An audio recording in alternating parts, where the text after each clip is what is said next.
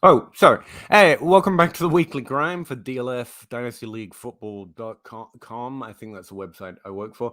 Sorry about my hair. I know it's not the first thing on your mind, but it's on my mind. I even tried to wear a hat to use it like a comb, and that didn't work out. Anyway, the idea of this stream is we do a Dynasty's perspective on weekly events. So really thinking about this off season based on what's going on week to week. So it's more longer term, but we also just tend to end up answering any questions you happen to have from a Dynasty perspective, from trades to value to is Jamar Chase the best ever now, and that kind of thing. This week, Dynasty Outhouse is not going to be able to make it, so we got a John Hogue. We got a John Hogue feature this week. Pretty excited about it. We're going to run through the things that we think are happening right now, which have an effect long-term in Dynasty. And might change or alter the way we're seeing players this offseason so far through 4 weeks of the 2021 season. So, yeah, hit us up with any questions you might have. And we're just going to get to talk about Dynasty on a weekly basis, if that's cool with you.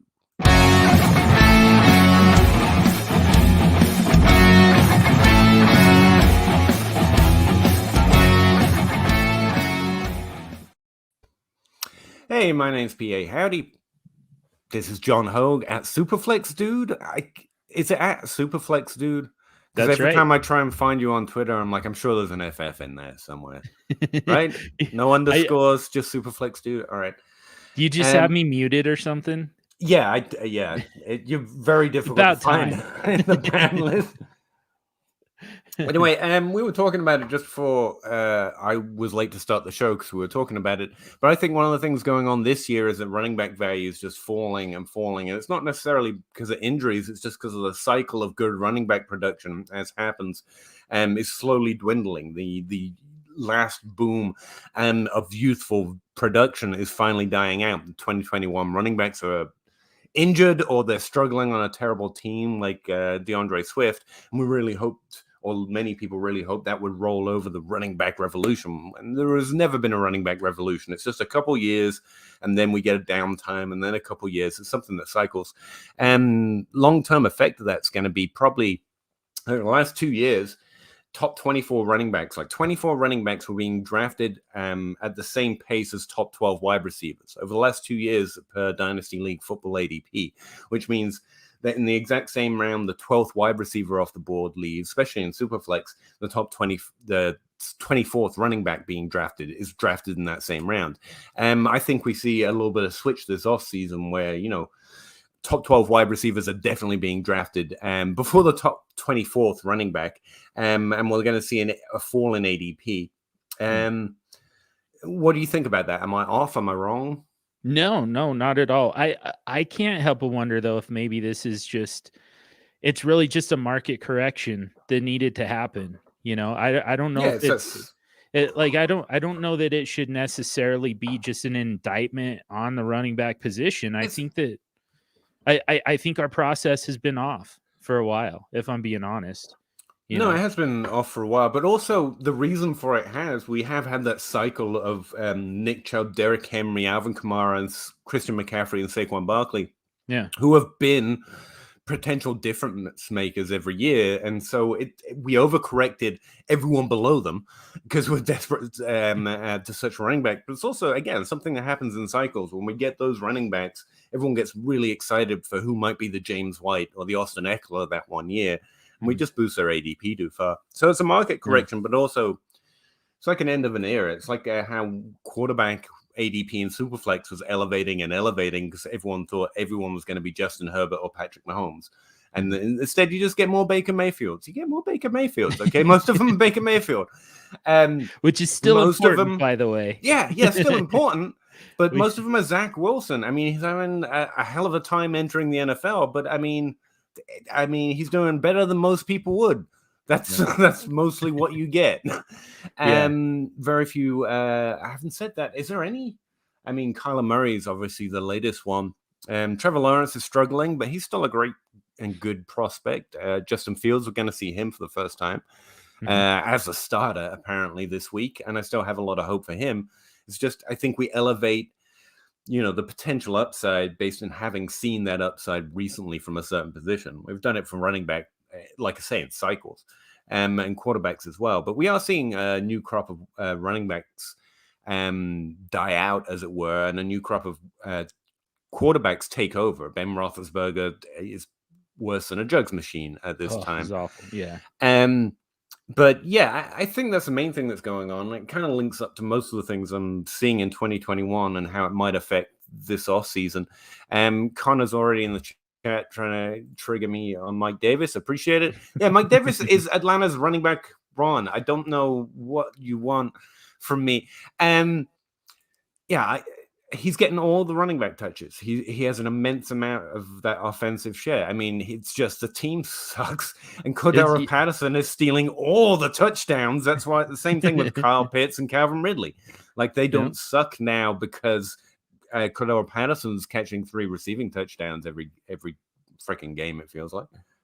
Yeah, and yeah, they're just not capable of, of creating a positive game script for Mike Davis. The defense is bad, the offensive line is bad. It's just like there's nothing there to really support Mike Davis. Mike Davis, Kyle Pitts, Kevin, all of them are going to have a game sooner rather than later, because despite Cordero Patterson, all of them are getting really good volume, like top 12, top 15 volume at their position. And when there is a good game, or when they just get actually catch that touchdown, they're going to have good games, and everyone's going to be like, told you so. I think the expectation for the season long should definitely decrease. Like, Calvin Ridley being the wide receiver 1 isn't going to happen at this point, but he's going to have better games than he's having so far. Yeah. And Kyle Pitts it's going to be very spotty for him. But to me, Kyle Pitts is like, this is a time to buy, because again, we just had this flawed process in so many different ways, and it gets corrected, in season, and it's just which is flawed in and of itself, that we wait until there's actual football going on to go through and correct all our processes. But I think that a lot of people are going to be off of Kyle Pitts, and we should have known all along, and I think that you and I both were saying all off season, rookie tight ends don't do it. They don't do it in year 1. So, stop trading away Travis Kelce to get Kyle Pitts. I'll do you one better. Kyle Pitts kind of is doing it in year 1. Like, that's the weird thing. He's getting the volume. I mean, you don't see Albert O out here. He's also still a good tight end prospect with 11% of the team's expected points, or finishing in the top 12, 25% of games. I mean, this is what a great tight end rookie season looks like. Could you say all that again at like around 10 o'clock when Bob Gilchrist and John Hogue, not John Hogue, John Bosch, the other John that doesn't like me. That's exactly what I thought. They need to hear it from someone else. Like, because I was promised like his value could not fall. It was locked in. And I think it's probably easier to trade for Kyle Pitts right now than it was when people were turning down Tyreek Hill and Christian McCaffrey this offseason. I think it's probably a little easier right now. Apart from the fact that I think John and Bob roster him in every league. So probably not in that case. Yeah, they made a point of it. Yeah. And the problem is, as soon as he has that monster game, he's going to have that at some point this season, probably just 1 or 2 of them. But when that happens, I mean, that's when they make their victory happen. Right. And yeah, like I said, and there goes the buy window. Yeah. They're playing the Jets this week. It's not been a great defense against the passing game. It's allowing a lot more volume, but decreasing. It looks like they're decreasing. I'm trying to quickly look at my strength of schedule here. Efficiency has been slightly average against them. More volume, same efficiency. Actually, yeah, it's fine. It's fine as a matchup. They're ranked 22nd and 23rd overall as a passing, as a defense. So. Yeah. Sorry, just trying to answer Connor there. Yeah, this could be the week. I mean, who can't win against the Jets? People forget that the problem with Adam Gase isn't just that he sucks and he shouldn't get jobs. And not that I want him not to get jobs, to be fair. It's just fun to say. It's that the effect of Adam Gase lasts years. How long did it take Ryan Tannehill to not only find a team, but then get a job and then be good? There's a lingering Adam Gase effect. That's my explanation for what's going on with the Jets right now. A hangover. They're going to be all right overall, but they got to go through counseling. They call it Adam Gase counseling. Yeah. But yeah, let's see. So far, the Jets have only had one top 12 week. Is that right? At the running back position. Oh no, that was just last week. 3 running backs has gone off for top 12 weeks against them this season. No wide receivers or tight ends. So it's Mike Davis week, I guess. What do we take away there? That actually ticks off the very first thing I have on my list, which is Cordell Patterson. But just to ask you more broadly, like that's a major thing going on right now. And per Ryan McDowell, he just put out a tweet looking at trades that have happened most recently on the DLF Trade Finder app. And he's pretty much being traded for a second. If you've got him on your roster, you trade him away for a second. I'm curious what you think, but I wouldn't. I mean, I get it that there's regression coming. I get it that this is not sustainable. 3 touchdowns in a game, that's definitely not going to happen. Right. Probably again, much less every week. But like, I don't know why the overall production couldn't continue. Like, I get and we talked about this off air. I mean, he's not on the field a lot. That's kind of the first step towards fantasy production is get your ass on the field. It starts there, but and he's lining up as a running back, but not getting running back touches all that much. They do use him. They do bring him in kind of down around the goal line. For some reason, he ends up touchdowns, right? I mean, different touches have different value. I think that's like someone asked me about Jonathan Taylor as well, because he's got like a 50% snap share right now. Cordell Patterson is on like 37. I think we get in our heads too much like snaps and routes like are the real truth, and that's what the smart people use. But I mean, at the end of the day, it's touches. If they're touching, if you're only on the team on the field 37% of the time, but you get the ball every time in the 20, it doesn't matter. Right. That's probably they're probably gonna keep doing that when they're in the red zone. So I think his production, like you say, it's not going to be last week every week, but he's going to be a very viable start if he's listed as running back or wide receiver on your site of choice. That affects start-sit decisions. If he's a tough flex decision every week, I trade him away. But if my team is competitive, like I know I'm going to the playoffs, I don't see a reason to trade him away. If there's any uncertainty, like most of my teams this year, like 2-2 or 3-1, I'll trade Cordell Patterson for a second. I think that's a fair offer, or a second and 2/3, I think was one of the trades. So maybe push it a little bit, because I don't think he has any value this offseason. I don't think he has this many great games next year. And maybe even, next week when Mike Davis finally scores a touchdown, that changes it. But I'd be fine trading him away, but I don't feel a great compulsion to. Like, if my team's competitive, it's fine. I'll keep him on there in case someone else gets injured, or if he's a better start that week, I'll be fine with it. Let's see. And a second really doesn't. That's just kind of not enough to really compel me to do it. Because, and again, I don't know why the Atlanta Falcons would get away from what they're doing right now, and that's working. It's not like there's a piece of this offense that's missing, due to injury. It's not like we're trying to get somebody up to speed. It's none of that. This is what they want to do. And Cordell Patterson ends up being a big part of that. So, I don't see any reason to believe that this stops, at any point this season. And to me, there's value in that. There's value in the fact that he's just gonna finish this season as, one of the top, 12, easily top 12 running backs. Or wide receivers, I guess. I don't know.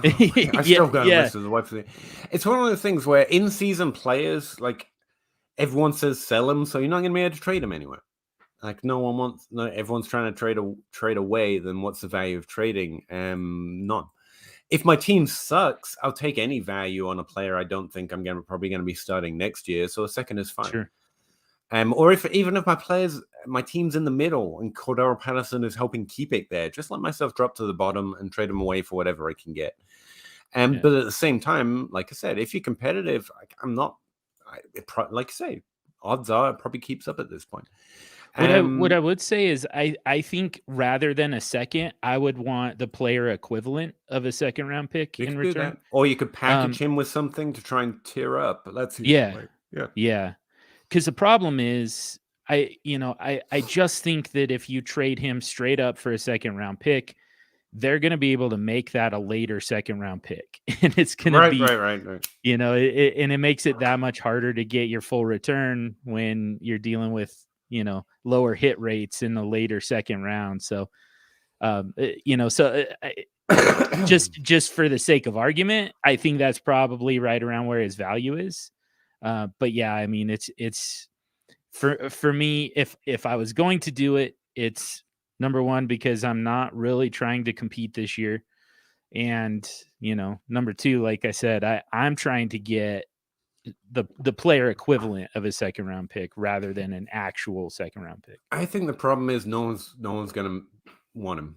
And so he's probably got more value on your roster. But outside of that, yeah, I mean, check out what your league thinks. Ridley Truther says, all right, Peter, good to see you gents. You too, sir. Bust out some of your Urban Meyer dance moves. Don't have any. Haven't had. I've never had any dance moves. I definitely don't have any as provocative as that. Appreciate it though. No, I can't. It's just. I suspected Urban Meyer was going to go down like a lead balloon, but it's weird because I don't like the victory lap to take on that is how much you can know without literally paying no attention. Like I have no idea who Urban Meyer is. I just knew that was a bad idea. Coaching is like I just everything that happened. I was like, that's a weird thing to do. Why would you draft a running back when you have a great one? Why would you do that? Like every decision just countered everything I thought was what I've seen other good coaches do. And it's weird for that to fulfill itself because I literally know nothing about coaching and nothing about any coach, let alone Urban Meyer or the college system. I didn't even know that existed. And yet I was right. And it's weird. It's weird that I was right. Normally I'm when you don't know anything, you should get it slightly wrong. And this has just been bad. I guess the only thing I can say about the Jags is continuing not to bet on the most promising wide receiver has been fruitful forever. I got suckered into Keelan Cole once upon a time. It's a long story. Don't go there. And I'm not really that worried about Lawrence long term. I mean, this is a rough introduction to the NFL, but I mean, I don't think he's a worse prospect because of what's going on. He's been fine. Yeah. Same with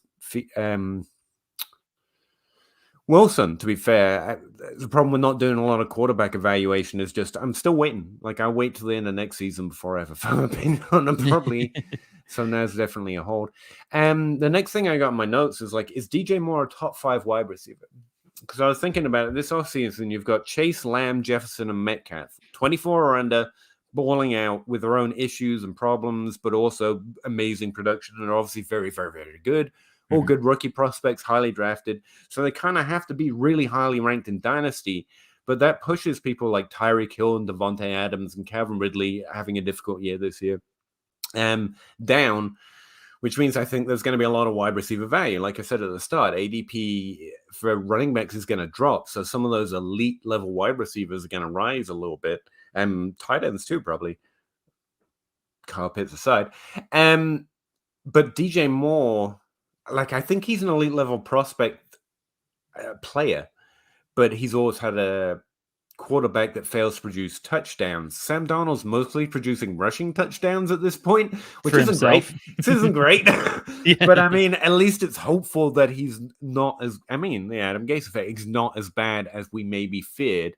And DJ Moore, even with an extra couple touchdowns a year, is literally what we thought Calvin Ridley was for this year. I mean, it's an elite level prospect. So what are you doing with DJ Moore on Dynasty? Is he a target? Is he a top 5 wide receiver? What? I want him in my top 5. But with those top 4, I guess they have to be in the top 4. The tough part is if you're gonna even put DJ Moore in that conversation, it feels like you have to talk that way about Cooper Kupp. Right. Mike Williams. I do, though. That's the thing. Cooper Kupp and Tyler Lockett forever. Yeah. Baby, Yeah. I guess the bottom line is I don't think that there's room in the top 5 for him, and it's not meant to be a knock on him. It's again, I think that we just need to kind of reassess some processes a little bit. And for me, it really kind of starts with, like, instead of just kind of necessarily moving guys into the top 5, especially after just 4 weeks. Right. Before we do that, we have to look at the guys who are already there and figure out, like, why am I taking him out of the top 5? Like, right. is there an actual reason to take Tyreek Hill, Devontae Adams, See, I got a lot of questions about that in the thread I did. And I was like, look, I am team old guy. I want Lockett. I want Thielen. I want Amari Cooper. Like, those are the wide receivers I really want to trade into, or I want on my rosters, because I don't think they stop producing when they hit 27. In fact, that's like the golden age of their production. But when you're talking about dynasty ranks and why it seems so antithesis to anyone that's, used to playing redraft or just thinking practically on who you want to start, it's over under. It's like, if all of them get hurt, who would you rather have on your roster? It's the younger guy, because there's more benefit. Like, all score 0, at least the younger guys in the NFL for longer, presumably. And all of them ball out. Like, all of them finish wide receiver 1 to 5. Who would you rather have? Well, the younger guy. There's no difference between all of them. I'll just take the extra edge with the youth.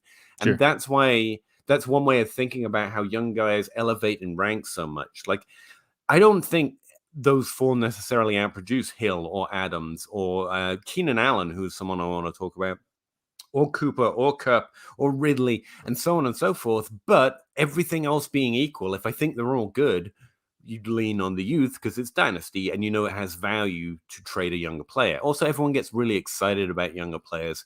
Say, forget the pain of Odell Beckham and Mike Evans and all of them, actually.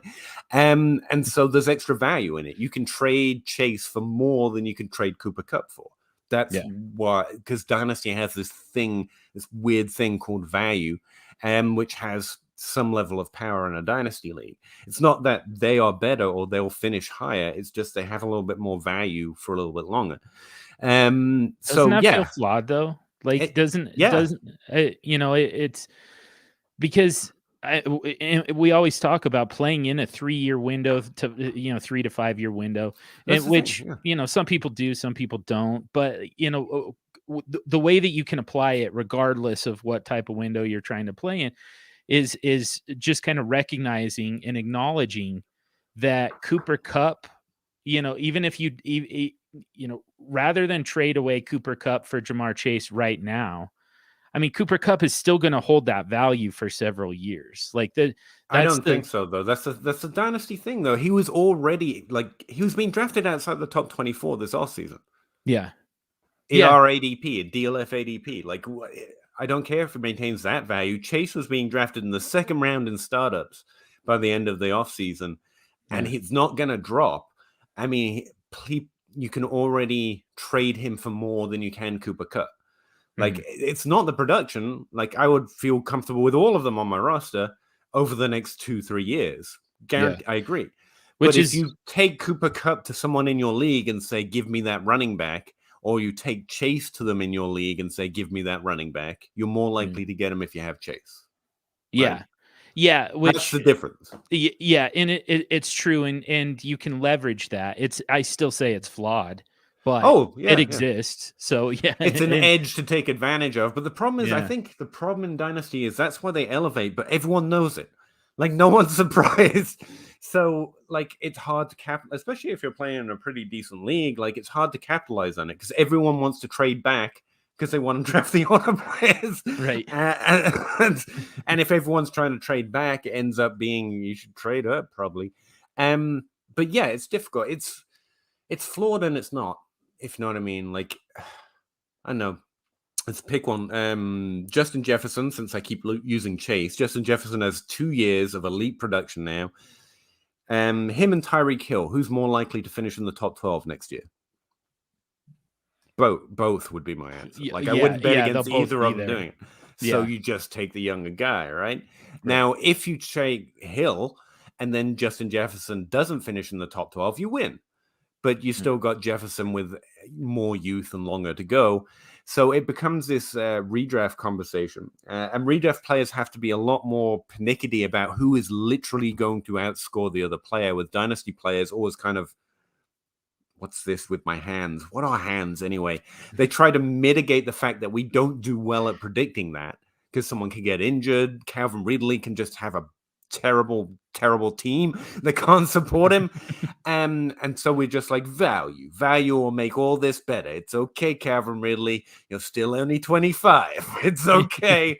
We can do this next year.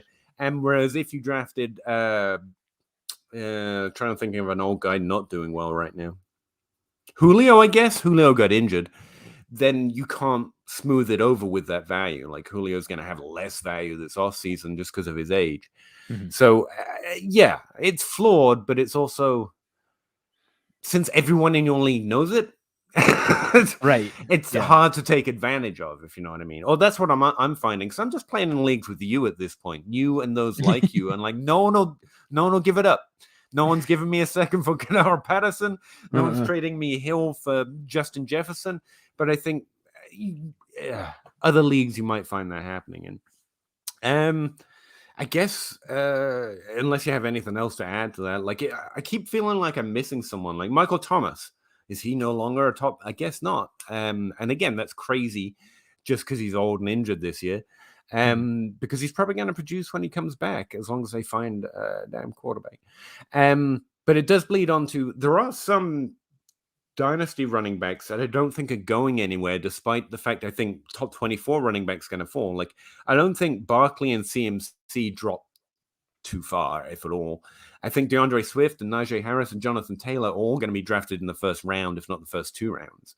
And that's kind of my rough top 5 right now. It's CMC, Barkley, Najee, and JT and Swift, just based on age and also production at this point. Is there anyone else I'm missing that should be in there? Man, it is so damn tempting to put Bijan Robinson there. You see, that's the thing. It's going to be rookie to be named, right? I don't even know who they are yet, but it's going to be the rookies. Yeah.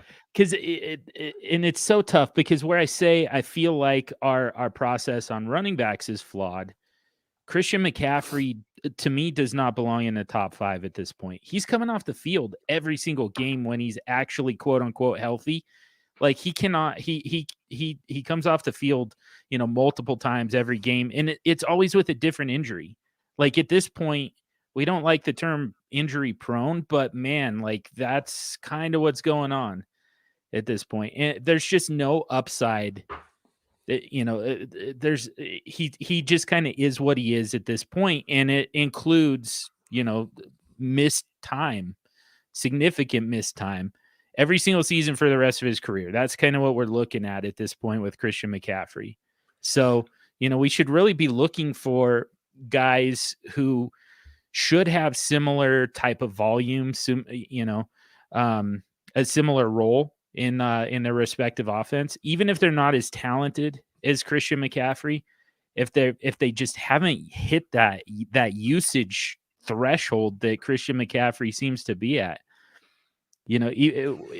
find the guys who haven't got there yet, because those are the guys who really should have the top 5 value to me. Is the guys who, be ageist when it comes to running backs. Running backs, it's okay to be, but at the same time, like, I guess that's the question I'm kind of underlying all of this with, and I don't know what your answer. I don't really know what my answer is at this point, but it's given all this, dynasty knowledge we're sharing right now. What does that mean you do? Like, I constantly get, like, the fact DLF always wants you to put actionable information. It's in the instructions in your articles. Like, you do, months of research and you write it all up, and then you read the little note in their article notes, which is give them actionable information, basically. Like, what does all of that mean? Do they trade away a player? Do they trade for a player? Do they give up and start playing redraft? What does it mean? And I don't know, but I do think it's going to be those older running backs starting to look more tempting to me, because Christian McCaffrey might fall because of his ages and injuries. And if I can draft these young wide receivers early and pick up, David Montgomery is going to continue to fall, I imagine, but the workload's still there. He's older. I want those younger running backs, but if the running back ADP is falling, and those young running backs, I don't know exactly what I'm going to do, but I'm starting to wonder if Barkley and CMC become really good values for next year, and that's where my attention is this offseason. I don't know what it is for you, but Moon, gives you some time to think about that. Moon asks, in a 1 QB league, Keenan Allen or a first for DJ Moore in a second. Those are two players I would target. DJ Moore, because I think he's underrated. I think he's potentially top 5 dynasty wide receiver, like we were just saying, who's going to get pushed down because young, shiny things. And so far, no, the touchdowns haven't quite crept up. And Keenan Allen, on the other hand, is on team old guy. Everyone thinks he's going to stop producing, and I don't. And I actually think, I wanted to talk about him later, I think he's the wide receiver 1 still on the Chargers. And I think his production should continue to bounce up like it did a little bit last week. Just 10 points, but still it's a little upwards. So I want both. This is a team situation thing for me. If my team... And you could go either way with it. That's a really balanced trade. Like, if your team sucks, the first helps. If your team sucks, having the younger wide receiver. Like, Keenan Allen, DJ Moore, for me, 1 for 1, but one's older and one's younger. So I probably lean on the side of the first there and take Keenan Allen, but I don't know if that's popular. No, I think I agree with you. And yeah, it's, I can tell you it is unpopular. Probably.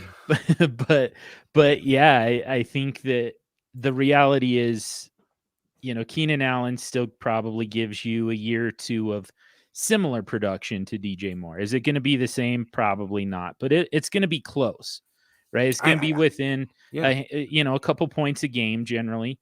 And I think that you can make that up easier with that first round pick than the second round pick. So, I think that you can close the gap on that, between the two, that small scoring difference. I think you're going to probably be able to make that up, making that first round pick. I think this is the kind of thing where it's a perfectly good trade, but they're not the right targets in this. For me, I mean, for you, I think this is a perfectly good trade. Take the side whatever you want. I think it's really well balanced.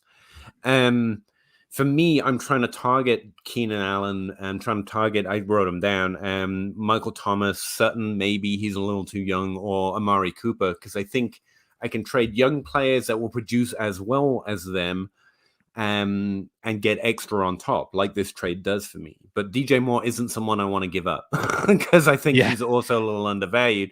So I think the idea is there. I just think I have DJ Moore on a slightly higher list than maybe whoever's got them in this trade. So I maybe try and switch him out for, I don't know, DJ Moore, who's similar value to him around that age.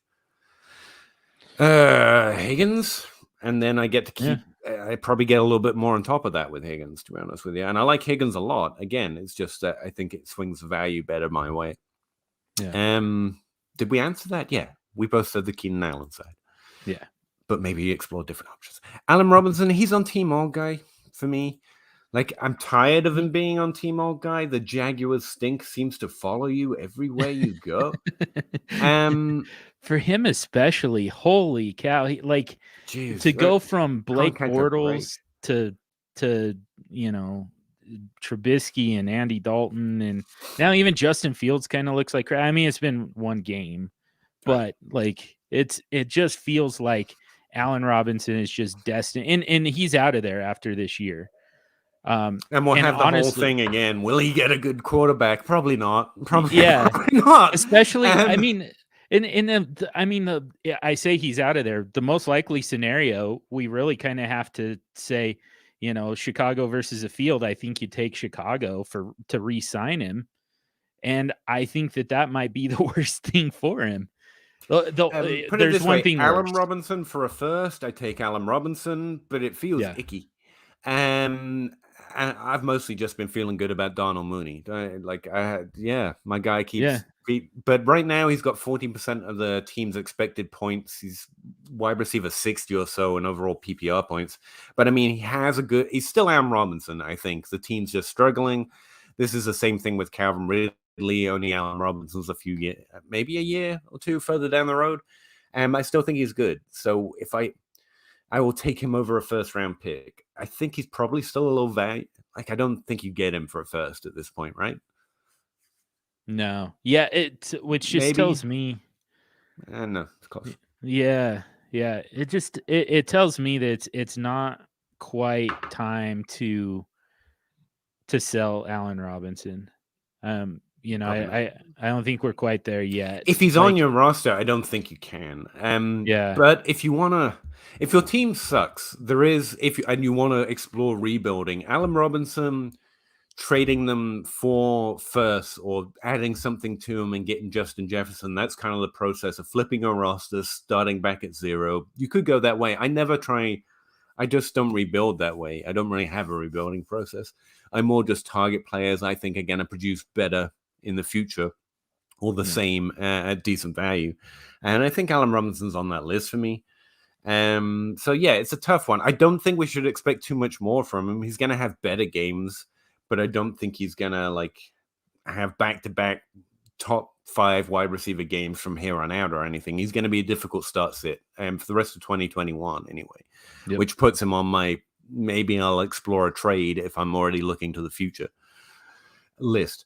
MJ, hey, I got that one right. Normally I screw up the simplest names, but I got that one. Great show, guys. Appreciate it. John's here. That's probably what's changing it, because I consistently make badges.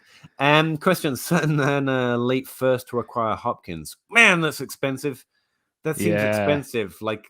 Again, this is the thing. I want to say take advantage of an age discount, but if everyone in your league is this sharp, you probably can't. 14-team Superflex. 14 teams does matter to this, and so does the Superflex, I think, because it's about roster management. I'm a contender, so I feel like pulling the trigger. It gives that first a little extra value. It does. Superflex. I think Hopkins is already bouncing back up. He's going to acquire the majority of that work on an amazing offense, and I think he's going to be better week to week moving forward. I think you're paying a really hefty price there. Because Sutton's good and in a down, struggling year, but he's also young. You also add on a first to it. I mean, if you really want to push for this year, that's fine. But it feels like you should be able to get someone like Tyreek Hill or someone that you don't have to wonder about as much. But I don't mind it because I really do think Hopkins is that good and is going to escalate that from here on. How about yourself? Man, it's kind of the same thing to me as the Keenan Allen trade that we just talked about. It's just I just don't think that the scoring difference week to week is big enough between Sutton and Hopkins. And I agree with you. I mean, that offense is the one that you really want as many pieces of as you can get right now as Arizona, but I just don't think that Hopkins is going to outscore Sutton by enough points every single week to make it worthwhile to give up that first. And again, Superflex, that's that rookie pick, the rookie draft. That's kind of your chance to reload on quarterbacks too. So, you're not going to get it with a late first, but it at least puts you in the market so you can potentially move up if you do need quarterback help. So. Right now, and if it continued, I agree with you, actually. I think they're in a similar category. I think Hopkins will elevate. Right now, the offense is really spread out. AJ Green's getting about almost the same amount of work from last week as Hopkins. And I think he's getting over that lingering injury he had, and it will continue. But that's why I said it seems a lot, because if that doesn't happen, you're definitely overpaying for Hopkins. And there's a cliff in front of you with Hopkins. He does not bring in trade what he should be this off season. And I don't mind the all-in mentality. You're going to go win, but it feels like you should be able to have someone that's definitely going to outproduce. I think I'm right on Hopkins, obviously. I think he's going to elevate and get it back into the top 8 in wide receiver scoring. But if he doesn't, it probably doesn't help you win. And you've probably given up too much to get it. So who is a wide receiver you would target? That's probably actually a better question. Who do you think has difference-making ability at wide receiver? And you're going to say no one, and I'm going to hate you forever. I know. That's really I honestly don't, and this is a sticking point for you and I. It is. For you and I get it. But there's just I don't think that wide receivers make a difference. Right. Like I don't think they differentiate from one to the next. I think mathematically top 5 wide receivers provide as much difference making points as top 5 running backs, and I think it's underrated because they do when you count. Like wide receivers average 20 points per game. They provide as many points over replacement as running backs who produce over 20 points per game. And we're talking just top 5. Now, that's what I'm saying about. I'm not sure Hopkins gets back there. I think he should, but that's a buy low opportunity, not a pay as if it's going to happen opportunity. You also have to figure out like who are those top 5 guys going to be. That's what I was going to say. Like go target who you really think is going to finish top 5 this year. Yeah. And I was trying to pull up a list, and the only one I've made for my podcast was like a value list. But I mean, DJ Moore and Deontay Johnson and Cooper Kupp were the ones who hit my expected points list. You don't have to take my top 5 though. But that's what you should go and do. Try and find a wide receiver you think finishes in the top 5 this year. Who's on a team who might be willing to trade for the future with a Sutton and a first. Hopkins is Tyreek Hill would be a great one. Yeah. Like I think you get him for that too. If it's the right team, if that team's struggling this year, I think you could get that. And I just I would start by targeting a wide receiver. Because it's all relative. Their share of the offense. It's a high volume passing offense in Arizona, but there's still it's spread the word out. that I've heard you use is congested, and that's kind of what Arizona. That's very much what Arizona is. Someone that Devontae Adams is in a similar situation with a higher share of his offense. The offense is not as powerful as Arizona right now, but he does have a larger share of it. It ranks 21st in expected points per game, which kind of sucks.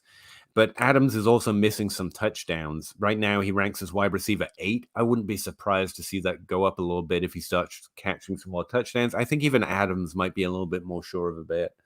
But again, and probably if you're like, no, not Adams, go find a top 5 wide receiver for you, and that's the person I'd be. If that's Hopkins, then I'm fine with it. But realize it's an all-in kind of move. Yeah. That makes sense? Cool. Yep. Give Mac Jones on a 2020. What did I tell you? It's all trade questions. 23 second for Fields and Superflex. I think the second might be on the wrong side of that one. Yeah. A lot of these trades are. I feel like the pick's on the wrong side. I'm okay paying a second to get Justin Fields though. I genuinely feel like Fields is a better prospect as a non-quarterback evaluator. So I'll pay a second for a good prospect. Like Mac Jones is executing that offense really well, to be clear. That's what he should be doing. He's doing it at an exceptional level. I think Justin Fields could be better for fantasy, and I'm okay gambling a second just to try and get that upside. So I'd be fine on the Fields side there. Especially since it's 2 years out. Overall, I'm fine with the framework. I don't think that you have to pay that much, but if that's offered to you, just accept it. Don't. Yeah. It's not enough. I would be worried about losing the trade rather than countering. If that makes sense, right? And because I think Mac's going to be good. I just don't think he's going to be what Justin Fields could be, which is like a difference-making quarterback. But sometimes all I'm looking for in Superflex. Did I disappear there for a second? Yeah, for some reason. That was perfect too. It's like it muted you so I could talk. Nice. But yeah, sorry, I'm gonna shut up then. Go.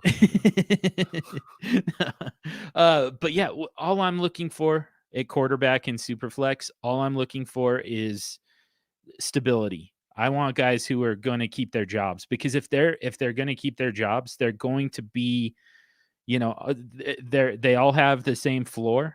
And they have roughly the same ceiling.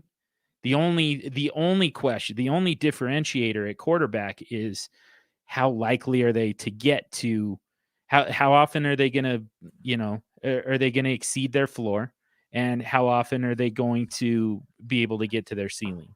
Like, that's all it is. It's not about, this guy consistently outscores this guy by, this much. It's not about who's safer. It really does just come down to, who's going to be, a top 12 quarterback for the week more often. John Bosch is here if you want to say that thing you said earlier. And especially looking at your quarterbacks here, Evan. Kyle Pitts is a big time sell. He left already. He just came in and he just dropped that. He crop dusted us and left. I know they're gonna say something. I'm out of here. No, especially given your quarterback situation here, Evan. Like for me, worst case, you're trading away a startable quarterback for the potential of an upscale quarterback, and the risk is not. Yeah, I do that every time. I mean, you might miss out on having Baker Mayfield, who's fine. He's fine. Or Derek Carr. He's fine. You can start him most weeks in a Superflex. It's fine. But Justin Fields could be Kyler Murray or Patrick Mahomes level producer. Having said that, that's why I traded for Tua. And since he's on your roster, you know what that felt like. So there is a downside. I'm okay risking it, especially with my depth. Yeah, sure. Yeah. With that group of quarterbacks too, I do think that you're looking for the guys who are going to get a little bit closer to their ceiling, more often than not. I think Mac Jones is going to be safe. I don't know that he's going to be a starting option for you over Dak Prescott, Trey Lance, those guys in particular, Ryan Tannehill when he's normal, Justin Fields actually has a path into your lineup. I don't know that Mac Jones really does all that often.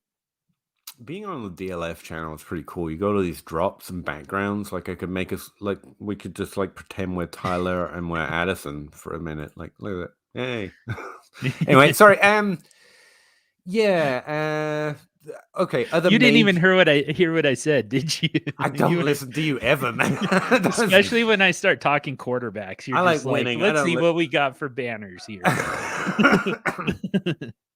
I'm like a child. I'm like a child or a cat. My wife says I'm worse than our kids because if we're waiting somewhere, I just can't stand it. And I'll start we go to the doctors and I'll start doing stuff. I'll open cupboards. I turned on a machine on a wall once in a doctor's office and I don't know what it was, but it made a really big noise and I couldn't turn it off until the nurse came and helped. I frustrate my wife a lot. I get bored and I just start playing with things.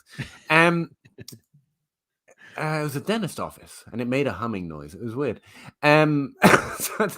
You're playing with things in a dentist office. You're just turning on, turning on dangerous equipment. See what happens.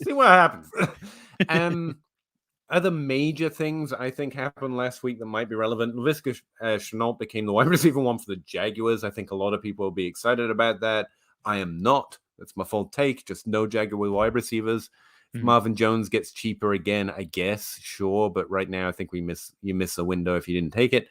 And what do you think of Mike Williams going forward? Like I said, I expect more of this. Mike Williams to have exponential air yards, but Keenan Allen to be the more regular and wide receiver one fantasy-wise on the team. So, Yeah, I agree. I think. All right, I'm just saying because last week I said that and I just got hammered. Really for 2 days, all I got in my mentions was people disagreeing, calling me bad names, or liking the tweet that was owning me. And I have not seen one of those people come back to say, you know what? I don't know how I missed out on that. Okay, that worked out. All right, good job. I got people saying I shouldn't be able to be a senior writer at DLF. They were someone is a senior writer at DLF. And could you come back and say sorry for that? You were trying to get me out my job. And maybe just hey, heads up. You were right. just for this 1 week, just so I don't get okay. So yeah, weird that you agree with me. I don't enjoy it. Stop agreeing with me. But I'm not a senior writer, so I'm allowed. I forgot I was. It means nothing. It's just it's like a token they gave me. You can say you're a senior writer now. Thank you. Thanks, boss. Go do all that work now. Okay. All right, stuff that I've got in a minor category. I don't know why these are arbitrary categories. Darrell Henderson just came straight back to being running back one for that team, and on that team, it's significant. I gotta pray that one of my deep running backs getting the volume actually starts putting up points, and I think Darrell Henderson might be the one, maybe. And Sony Michel didn't keep any of his work from Henderson's injury week. Yeah. Thoughts? Darrell Henderson I was telling you off air. I'm not a tape grinder. I know what I like when it comes to, each of these positions. I know what I see that looks, that's appealing to me. And when it comes to running backs, I like the guys who run violent, who run angry. And that's what Henderson's doing. He looks, at least for this year, he looks to me like a borderline elite running back. I think that's somebody they want a piece of. And I've never seen anything from Sony Michel that makes me think that he could, take a healthy Darrell Henderson off the field. There's no need to be hateful on Sony. I don't like Sony. It was a Belichick problem, don't you know? I'm sure he's a nice guy. I'd say Mike Davis and Darrell Henderson might be the two most undervalued in terms of the workload is there. I really think the points are going to flow again, but Henderson is someone I actually send offers out on, just because, like, Atlanta Falcons are just too painful right now. That team's a mess, and so I'm a little more skittish, even though Mike Davis is like top 12 in terms of usage, but Henderson's there, and the team's still rolling. So Henderson is someone I'd send, discount running back one offers on. I was trying to read MJ's comment here. I have Hillo. That's cool. Oh, he already has Tyreek Hill. We were telling him. Oh, is that cool? Trade Sutton in a first for Hill, but he already has him. Yeah, Devontae Adams then. Okay, he's not actually asking questions. He's just showing off his roster. Like, I got Hill. I got just roster baiting. Who else do I need? Tell me who your quarterbacks are. That's all I care about. There you go. Mahomes and Kyler Murray. Should I go get someone else? No, I think you're good. Yes, you need more. All right, let me ask you this one more open-ended because I keep telling you things and you go yes, and that's frustrating for me. Who do you think might be undervalued, like a wide receiver you would go and target? Yep, totally. Oh yeah, totally. He's totally killing it for the Cardinals right now. I mean, good old totally. Is there one? Guys I would target at cost. I mean, Calvin Ridley, I think is someone that I would.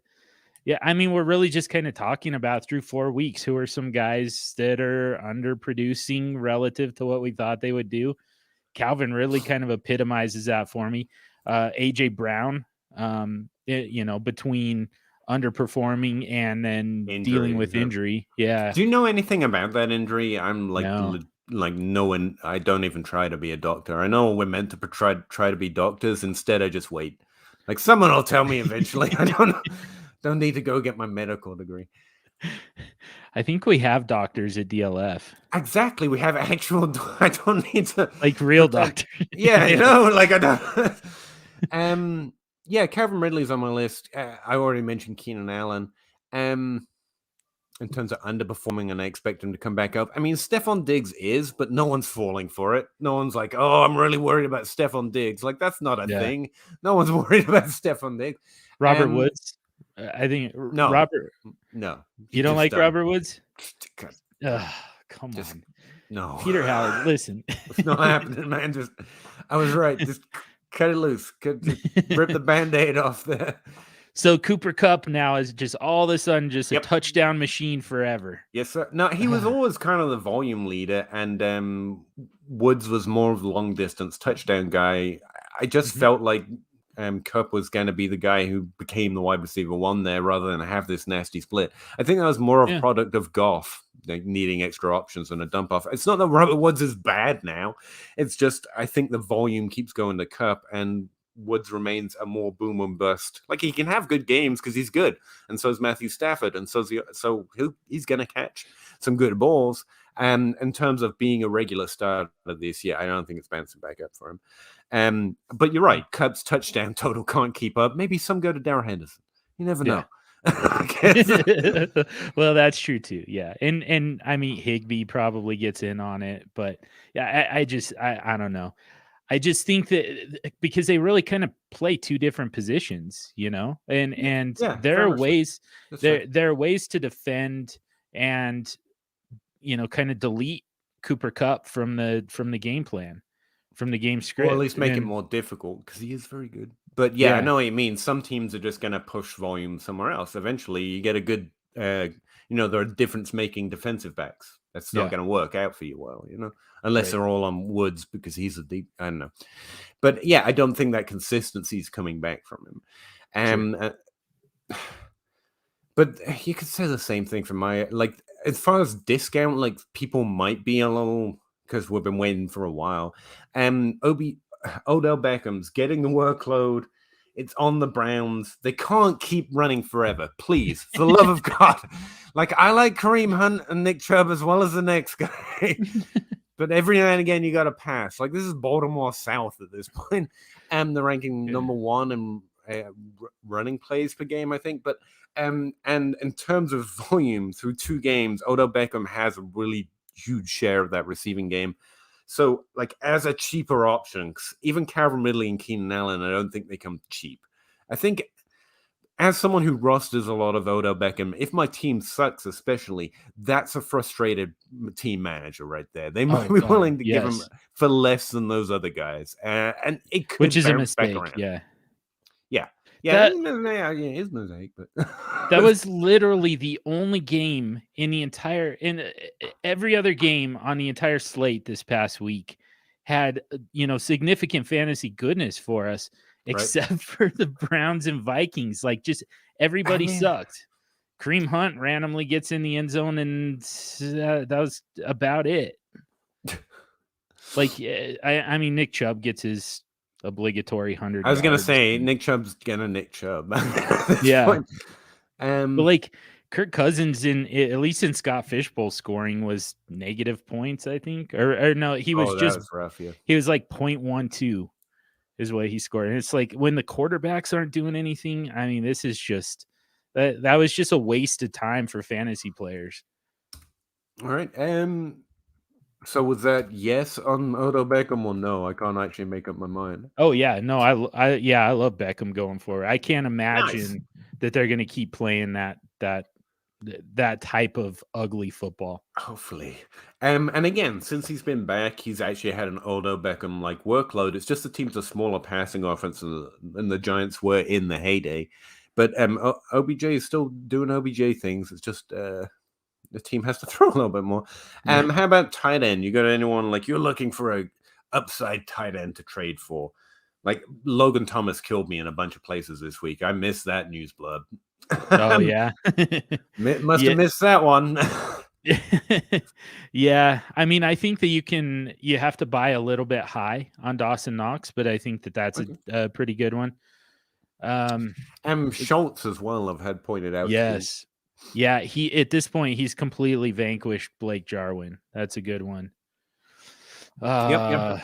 I mean, Pitts. I still think Pitts is kind of a. We've mentioned Pitts, but I still don't think you're getting them like. You're not getting them super cheap. Yeah. But you don't have to give up Travis Kelce anymore, Bosch. And there's other guys you mentioned. Also, I don't know if their value holds. Like, I think they're good for this year. Schultz is good for this year. I think we have more. Like, I don't think. I could be wrong, but I don't think they've earned the job. We expect them to be this next year as well, even if it keeps up for this year. Dynasty-wise, if my team sucks, I'm looking for a discount tight end. It's still Evan Ingram, guys. Like, he's been back for 2 games now. He has 11% of the team's share, which ranks like of expected points. It ranks like 9th at the position, which sucks because at tight end you want the top 2.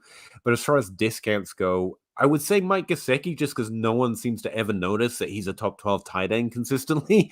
Yeah. But as far as players currently not producing there, Evan Ingram should bounce up a little bit on the Giants, especially with the wide receivers just being a mess over there right now. Yep. Thanks. Yeah. I honestly don't care about Evan Ingram, but I recognize the production. He's just so boring to me. Like, he's one of those guys that I just no. So that's why, go buy him. I don't care. Evan Ingram, the last rookie tight end to have a top 5 season in his rookie year. You mean that? I mean, Kyle Pitts might be Evan Ingram one day. So, there's that upside there. Not rolling with that one. Okay. Evan, how you doing, man? And what are your thoughts on taxi stashes at running back? Good question. Actually, you got any deep running backs you're still holding? You know, don't forget to remind them that you told them in a few weeks. It's just every backup running back, right? Yeah. I mean, just load up on running backs. Definitely get your own handcuffs. What did I just do? I mean, don't start that fight again, man. I know. It was a nice vacation for me the last time I said that. I don't have a list for that, so I can't pull one up. I'd say if I have a process, it's go look for running backs who have done it before. And are playing a backup role right now. Jamal Williams is probably still listed as a backup running back. Like, the team sucks, but I got to imagine he produces more if something happens to Swift. And unfortunately, that's the thought process of taxi squad or whatever stash is at running back. You're just looking for guys behind guys who you think could do pretty well if they were gone.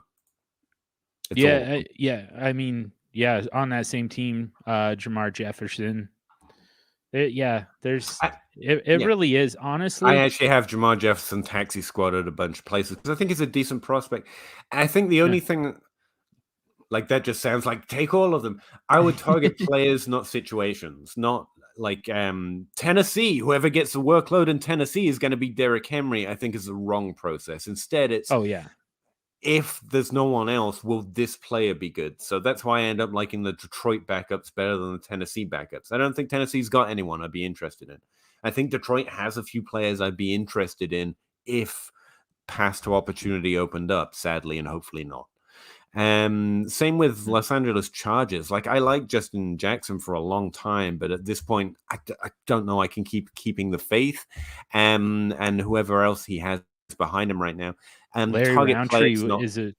I heard that name before. I'm not overly... I don't know much about it. I'm not that interested. But yeah, I would target the players instead of the situations. I guess that's where I'm a slightly different. Really? Yeah, I'm very equal opportunity when it comes to running backs. Just all because I mean, I don't need them to be good. I don't think very many running backs are particularly quote unquote good. Like, there's nothing really to their job that really is like that indicates talent per se. I mean, and there's some of them that are very good, pass catchers, very good route runners. Particularly have particularly good vision or particularly good balance or whatever. Like, there's some stuff that separates some of them, but generally really, honestly, to back you up here, like, even the ones that I know are just genuinely better than everyone else. Like, talking about your Barclays or Christian McCaffreys, like, the difference maker. The only real thing you've got is they get more volume. Right. Like, the efficiency doesn't even really matter. Like, there's not a lot to prove it. You just kind of have to know it. So yeah, it's about volume, and good players equal more volume. It tends to be my equation. Yep. Sorry, Karen. So, do you have like anyone in particular you're stashing? Jamar Jefferson, you mentioned. Yeah, Jefferson was a good one. Kylan Hill's a good one. Khalil Herbert. Don't know that. I think Chris Evans is a good one. Where's Herbert? Khalil Herbert, he's Chicago Bears. Okay. So he's kind of next in line behind Damian Williams, who's a little banged up himself. So, I would not be surprised. So this is my whole strategy when it comes to running backs. Like, I'm really just kind of looking for the guys who, like, it just kind of comes in waves, And right now we're kind of in the second wave. Damian Williams is a second wave guy. Chuba Hubbard is a second wave guy. So what happens when they get hurt? Then we move on to the third wave. Who's the next group of running backs? I mean, maybe it's Rodney Smith, maybe it's Royce Freeman, but and then I don't think Williams, any of those guys good. They're not good, but they're going to be on the field. If Chuba Hubbard were to get hurt, and running backs do that, that's just kind of the job description calls for them to throw themselves into a mass of humanity several times a game. Mm-hmm. It's a violent position, and that's why they end up missing so much time. So This is kind of what I mean, though. Like Mike Davis got more touches once Christian McCaffrey is out than Wayne Gorman did once Saquon Barkley was out. Do I know one's better than the other? No, I don't. No, I don't know. Neither of them are anything. One has shown this. They tends to get more touches when the situation opens up, and I guess that's what I meant by players. Like, go find anyone else who's done that before. Malcolm Brown. I mean, I don't think he's as good as Mike Davis when the guy in front of him goes down, but he might have already taken it over from Myles Gaskin, and he's been consistently decent in terms of volume, even as a running back too, and I think that's interesting. Yeah. I mean, to your point, like there are some guys who end up kind of separating themselves even without an injury, and if we can find that would be great. I mean, Kenneth Gainwell would have been an excellent stash because now here he is taking a job away from Miles Sanders.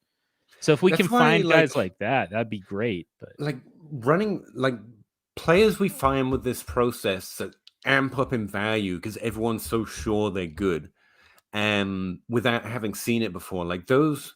Like A.J. Dillon, that's who I've got in my head. Like when it was Aaron Jones behind Jamal Williams, I was all in on getting Aaron Jones because I was really convinced on that player's rookie profile. A.J. Dillon's fine. He was good. He's a good rusher. Yeah. I'm not saying he's a bad player or anything, but like there's nothing like Aaron Jones stood out like head and shoulders. It happens very rarely at running back, which is why I'm so sure of it. And A.J. Dillon is fine. I think if Aaron Jones is gone, A.J. Dillon would be a very poor replacement. And so like anyway, this is a slightly side subject, but when a taxi squad running back that we're talking about ends up being like a second round rookie pick value, like that's trade him away every time. Like I'd still trade. I still think you can get more for AJ Dillon right now than most of the running backs we're talking about. I don't think there's any extra value there. We don't know they'd take over any more touches than AJ Dillon would.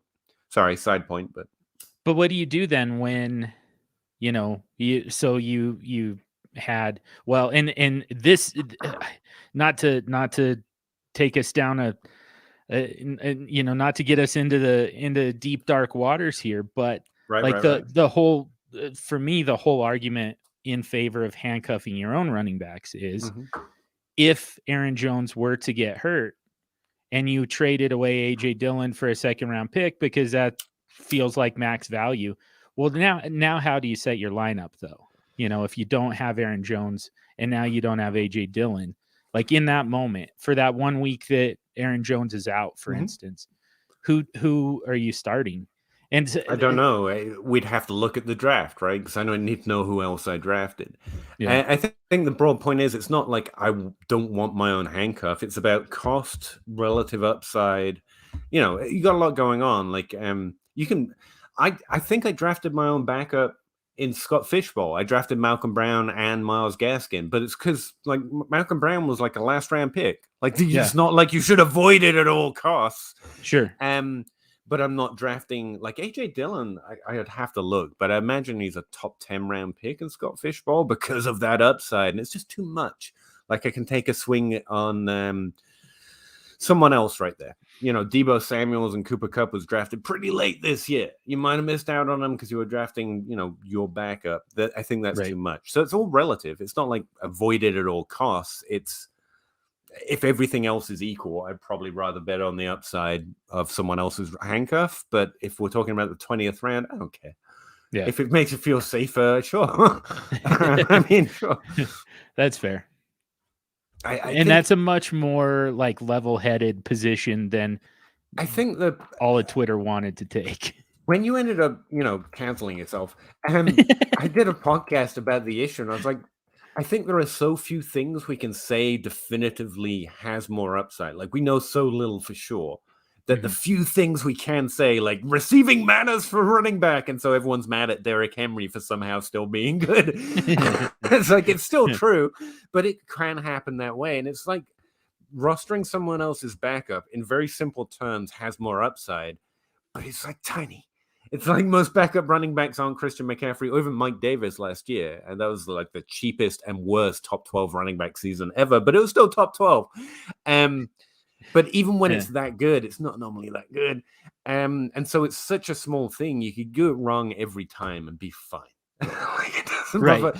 But because it's so certain, we can show it on a chart. It feels like it should have more, and it doesn't have a lot of value. It's just yeah, it has more upside, but it's not make or break. They're not James Robinson. They're normally Myles Gaskin and Malcolm Brands, Right. Well, and the bottom line is it's kind of regardless of whose backup it is, you just need a lot of running backs.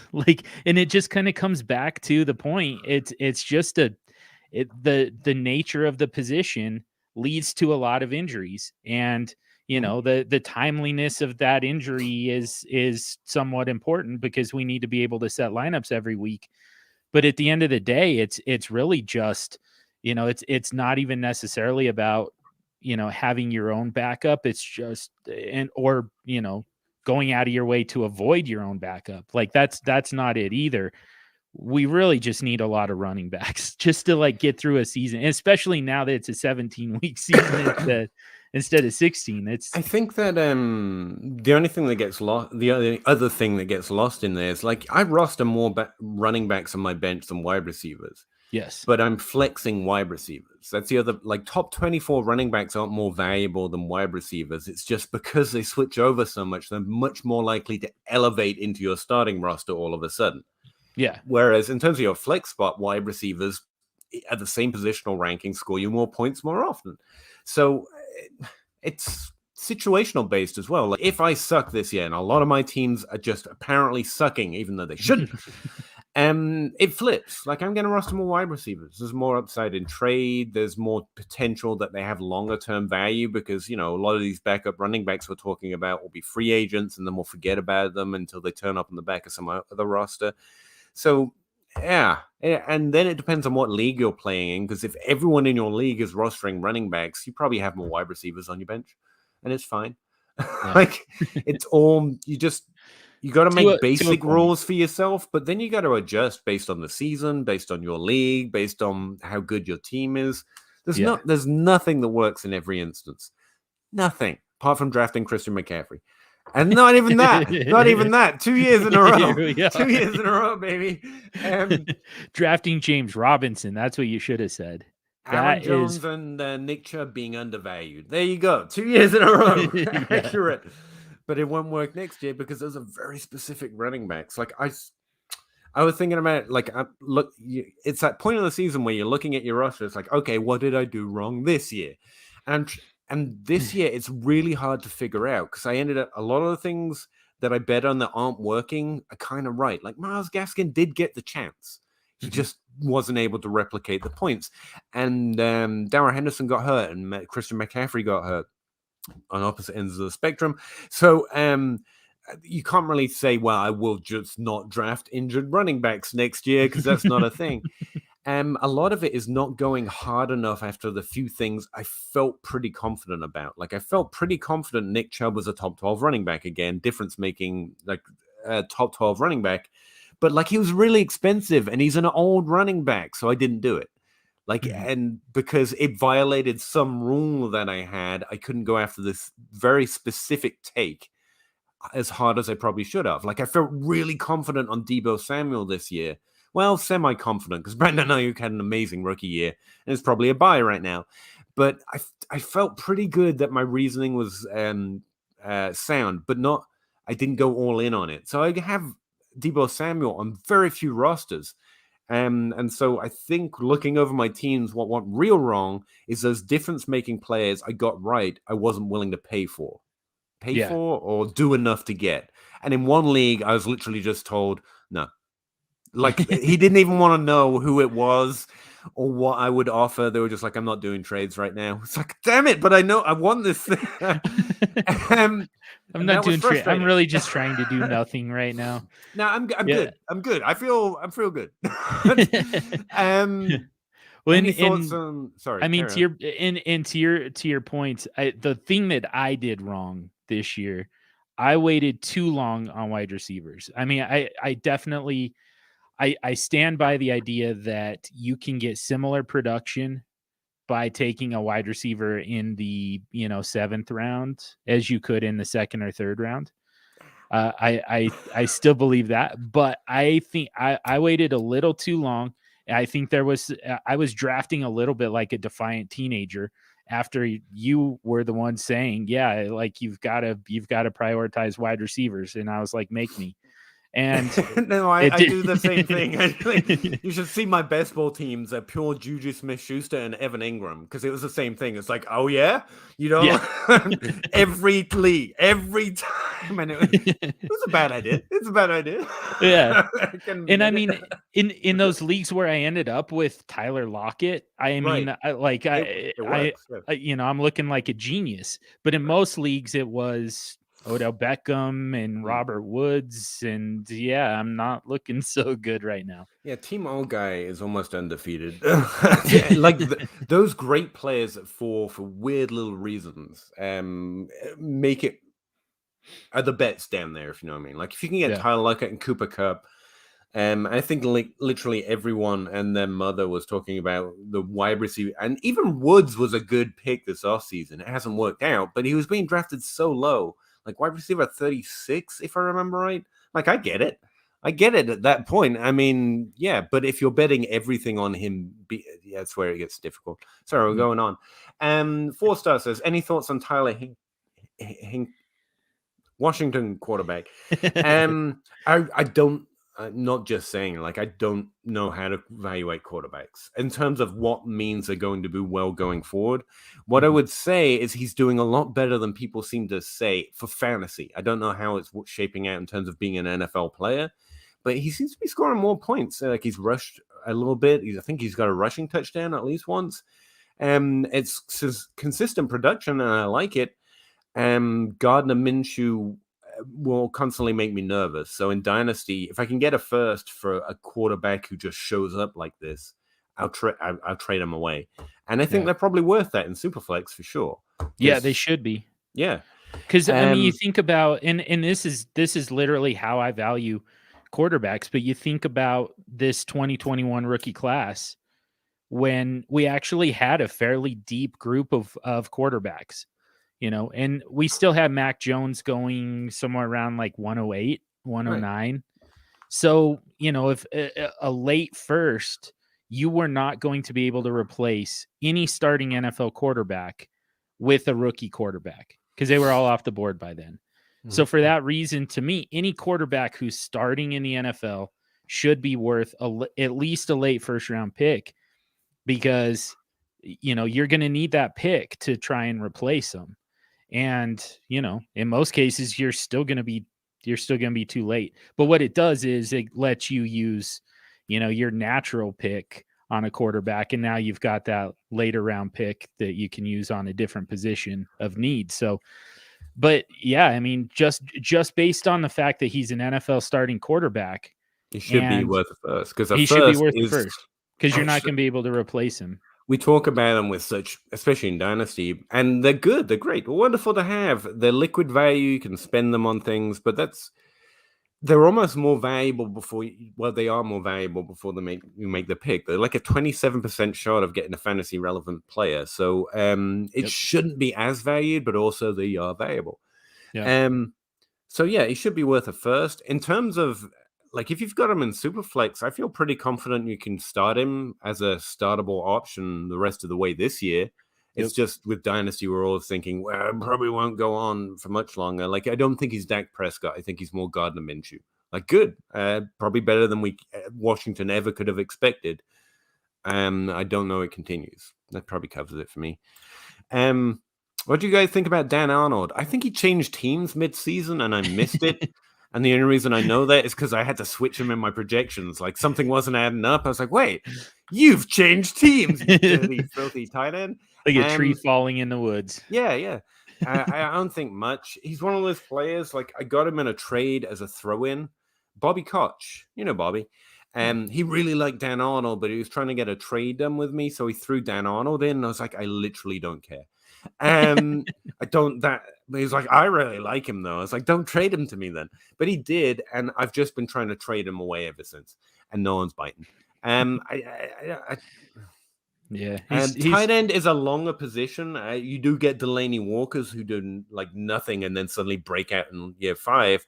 but they are the rare bunch. And Dan Arnold's been on the field and actually playing tight end for a real long time, or long enough that we should have seen more by now. That's why. It's nothing Dan Arnold did. I'm just betting on career arcs.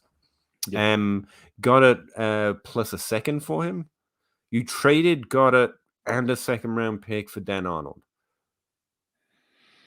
That would be extreme for me. Yeah, I hope that's a typo. Yeah, I'm guessing he either got Goddard or traded Goddard. Oh, traded Goddard for Dan Arnold and a second. Yeah, I would want Goddard. I don't know why everyone hates Goddard. I'd still want Goddard. I mean, the second is probably without a tight end premium, the second round pick is probably the most valuable piece of that trade. But even with tight end premium, the second round pick probably is because premium doesn't matter; it just changes the position, but not the flex scoring. Yeah, I just no. Goddard's been like a significant tight end now 2 years in a row with Zach Ertz. I don't know why everyone thinks we have to wait for Zach Ertz to leave. Zach Ertz is good. Dallas Goddard is good. Jalen Hurts doesn't throw to either of them. Again, most do nothing. Albert O continues to be a really good prospect. Remember, like all the tight end, if you find a tight end that scores points and is streamable regular in Dynasty, where we don't get living the stream with tight end as much in Dynasty, because believe it or not, even on a 25-team roster, most tight ends are rostered, even in non-tight end premium. Like if you find one that is streamable, you do have to value that to a certain extent. They're not Kelsey, they're not Waller, but like you can't stream 8 points regularly off the waiver wire. I mean, do you find the same thing? Like I go like time to stream my tight end, and it's Dan Arnold's all the way down. Right. It's just that's just it. Yeah. I mean, they're different names, but every now and then you get a game like we just had from CJ Uzomah, but man, that's hard to chase. So it's hard to predict. That's why I insist that's part of your wide receiver problem. Like there are points down there.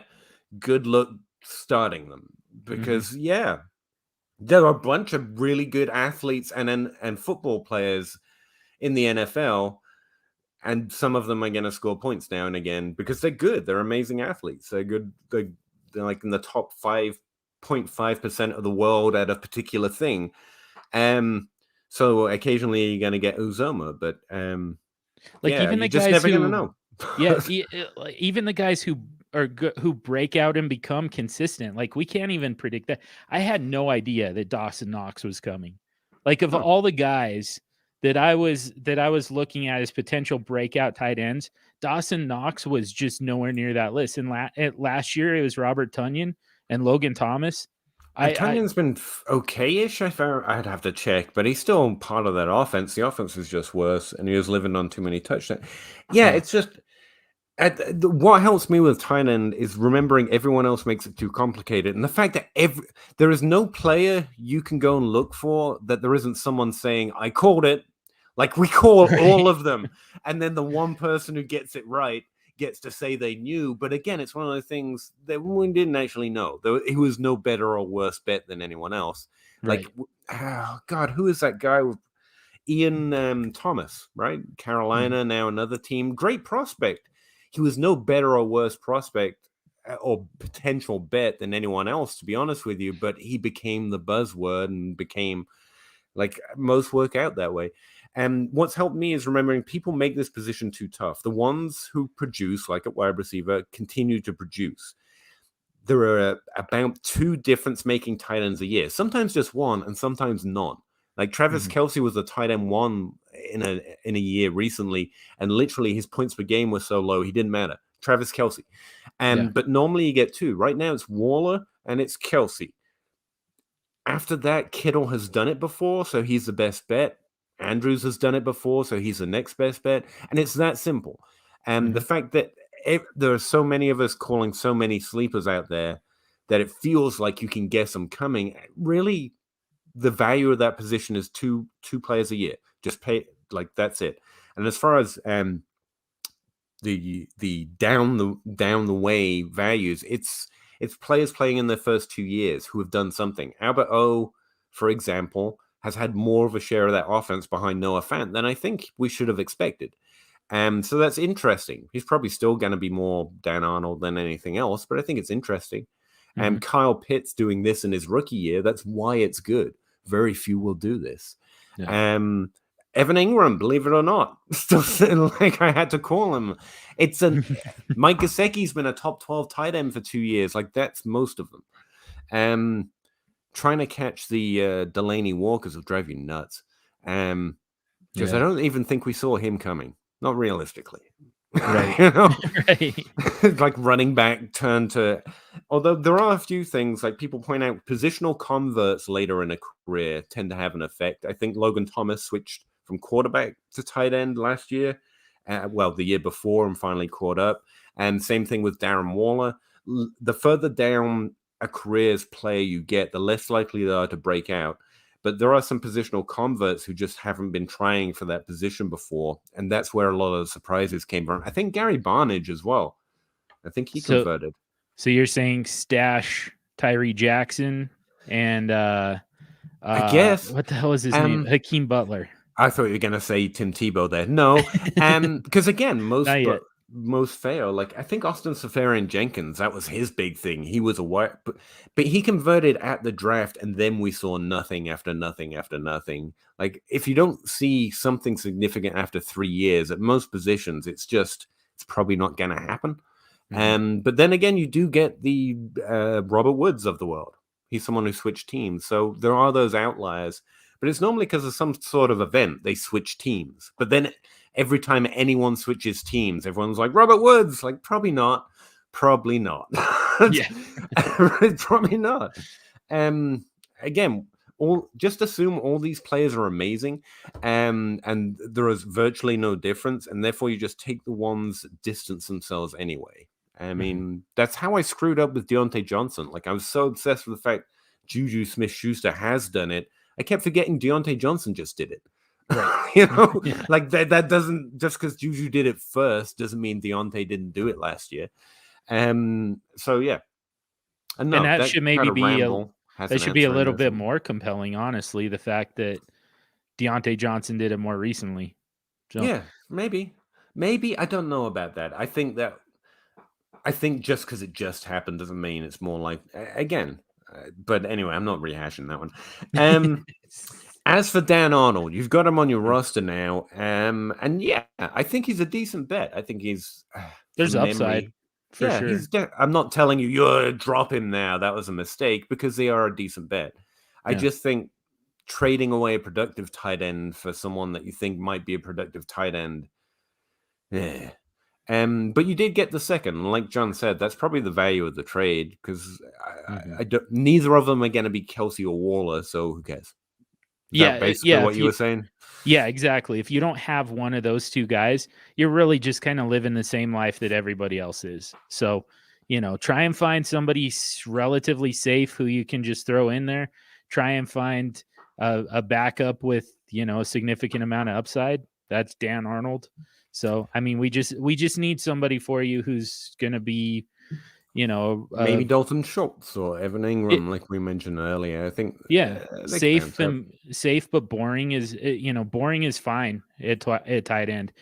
Just find somebody who's relatively safe, who you just throw in there until, you see a flash from Dan Arnold, and then you make that switch.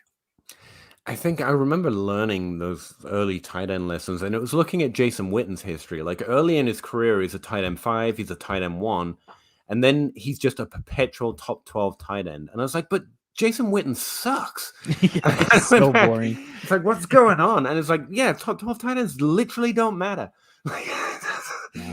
And that's who most of them are. And so the ones that stand out, like Kittle and Andrews, I always have a little more value on. But then remembering who basically get to the last 2 years, it's been Waller and Kelsey. So Kelsey's the best bet, Waller's the second best bet, and then you tear it down to Kittle and Andrews, because they did it at least once. And then you tear it again for those who've been top 12, but they're not probably going to elevate up there. RotoViz says that tight ends break out by their second year. I've always found that a little optimistic, I like to give him the 3 years, but yeah, that's when most break out. Kittle broke out in his second year, and so that just kind of became the new standard. So I think so.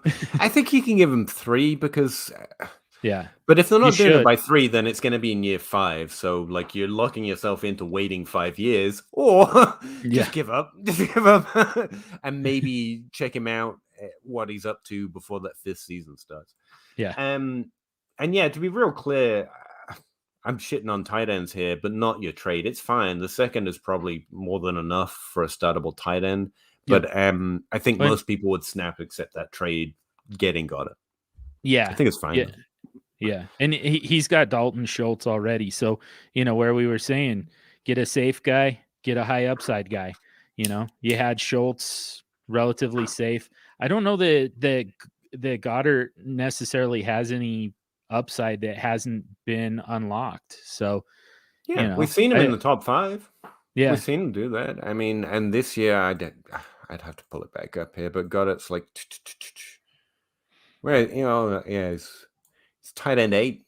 Again, he's a top 12 tight end. He's going to have some good weeks, some bad weeks. He's in the streamable category. Yeah.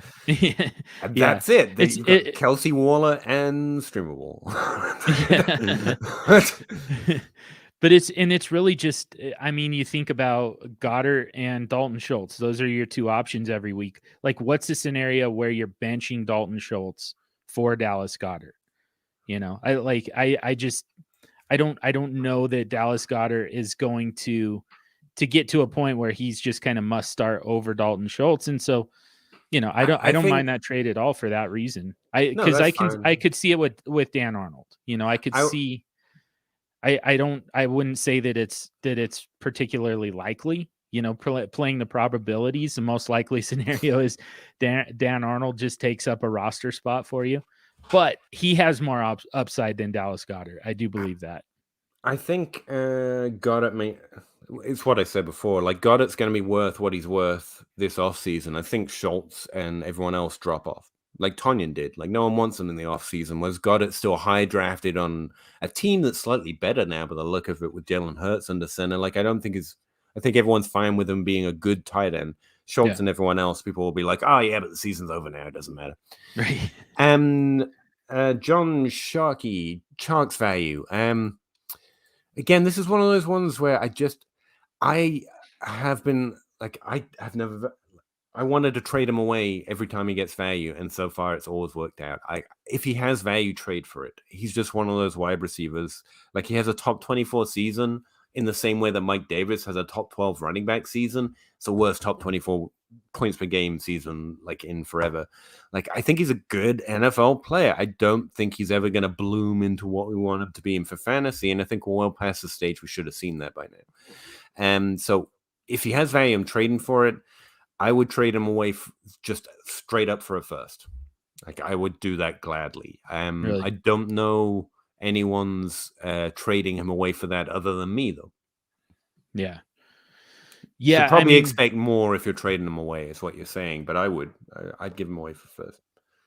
I think I would too. I mean, if I knew, and that's the tough part. This is the tough part, is we're still at a point in the season where it's really hard to project draft picks, where are they going to land?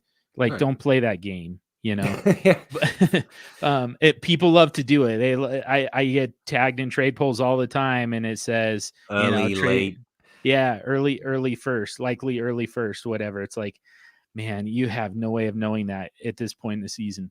But DJ Chark doesn't help make that a later pick. So that does help a little bit, because I think for me, in an average draft class, I would take probably like a mid first for DJ Chark. And feel like I could pretty easily replace him. I wouldn't even question it. I would be like, yeah, sure. And then when it didn't work out, I'd be like, well, I had no way of knowing that it would be. We can do that. Senior writers get to do that. The rest of us have to actually. During DJ Chark's top 24 year a couple years ago, I mean, he's a good player. He had a great year a couple years ago, not to diminish it. And he's got a good quarterback and hope that team can find better management. You got to hope. So there's reasons people could say are positive. I just genuinely don't think it's going to happen. Based on career arcs, based on what DJ Chark has done before, and it doesn't look like the type of player it will happen for fantasy. That's also a fantasy take, not an NFL take. He's a good player. It was one of two things that actually worked for that team. As dysfunctional as it was, the two things that were working, it was James Robinson and it was Trevor Lawrence to DJ Chark. It was Trevor Lawrence to Marvin Jones. And that's the other thing. Like, if you want more narrative to spill on top of it, like DJ Chark has struggled to be fantasy good in forever, apart from that one discount top 24 season. And this year, Marvin Jones, who's had better top 24 seasons than him before, so that's how I measure who's a better or worse player. What have you done before, volume wise and production wise? He walked in and just took his lunch. Like, he took the Visca Chenault's lunch too. Like 27,000-year-old Marvin Jones just was like, oh yeah, I'm better than all of these guys. If you need another narrative to spill on top of it, like, any decent player that they found on the waiver wire could take over these jobs over them, apparently.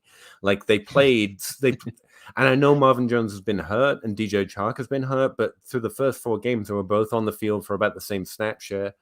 They had about the same target share, and Marvin Jones was the guy. Marvin Jones and DJ Chark shared the field week 1, week 2, and week 3, and it was Marvin Jones every time. And same with Chenault. Like, both of them needed Marvin Jones to be gone in order to co-opt enough volume. If you need, and that's just narrative. I mean, you've got 3 games there with individual game scripts and a new quarterback and a coach doing stuff that he shouldn't be doing instead of planning games. So that doesn't mean DJ Chark is any worse. But if you wanted another narrative to spill on top of it, I mean, we've never seen it. And I think we're past the point where we keep hoping for that upside, especially if he still carries first round value. But I'm going on too long. I'm having too much fun watching John say, So I didn't mean to get into the weeds on that one too much. I felt like I had to stop saying yeah to everything. I thought that you were going to start to think that I actually agree with you on all this stuff. It does trigger me when I think you're agreeing with me. Like, I get strongly upset. I'm like, whoa, this isn't going well for me. Don't like it. I think that's all my notes for the show. I don't think I noticed anything else last week that might have longer term dynasty impact. Yourself? No, not really. I have a few questions. I guess I could throw your way just because I like other perspectives. Like Jalen Hurts. Just that, I was with a just question gonna, mark. Like, was just gonna bring him up. Okay. I was, that was the one when I was like, hey, do I bring this up or do I let him wrap up the show? Jalen Hurts is the guy that I'm curious about too. And I mean, he's been great. He's been consistently. I mean, all 4 weeks he was a top 12 quarterback, right? I would say it was him and Mahomes. Those are I think, he's 28, 21, 20, and 28 points the last 4 weeks.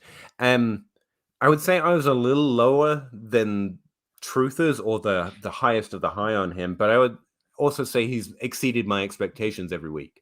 Sure. That's where I'm at. Like, I'm impressed. That was pretty good. Yeah. I think him and Devontae Smith literally dragging a team that's been struggling the last 2 years just up all by themselves, apparently. Like, I'm impressed. I mean, they seem to have had an effect on Jalen Reagor. That's how good they are. Like, they're breathing life into my Jalen Reagor love. And as far as I can tell, it's Hurts and Devontae Smith really helping out that team. I would say they're not rushing hardly at all. Like, at some point, they're going to run the ball. Yeah. So I don't know what effect that has. Right. It also, I mean, at least what our understanding of it was in the preseason, in training camp, that Joe Flacco was a legitimate threat to Jalen Hurts.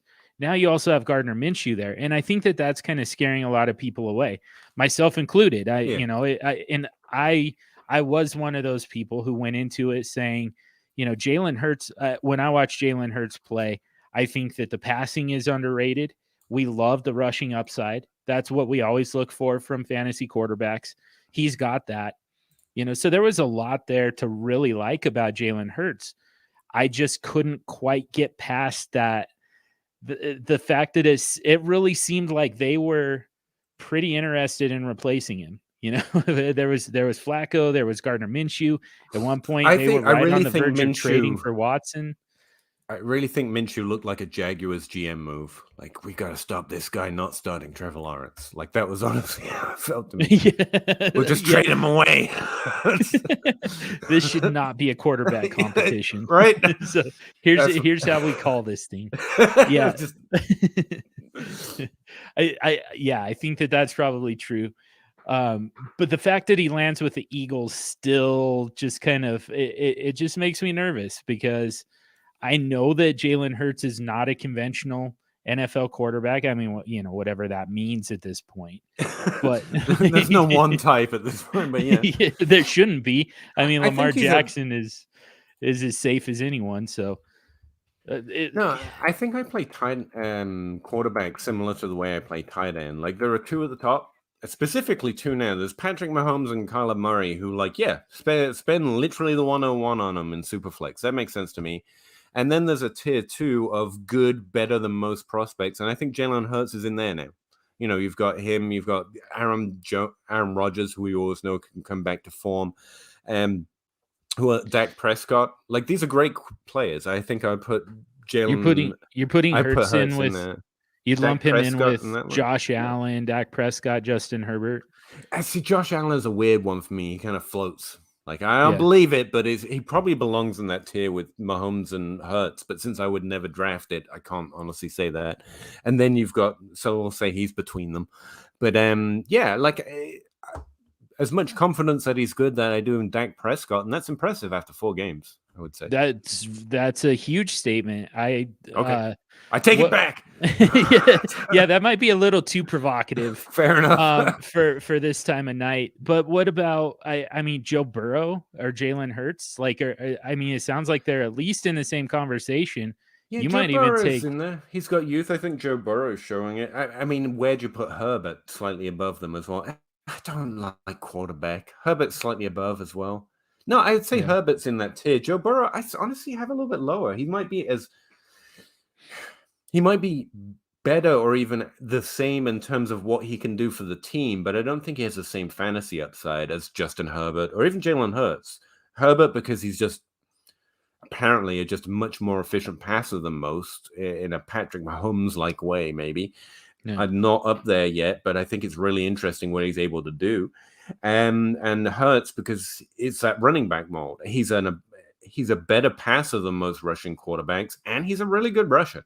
Yes. So I think he has a different access to that different upside, and that puts him in the Herbert tier for me. Huh. Okay. I mean, if it doesn't work out, then you're screwed. But I mean, if I'm going for upside, I think you kind of have to make swings like that sometimes.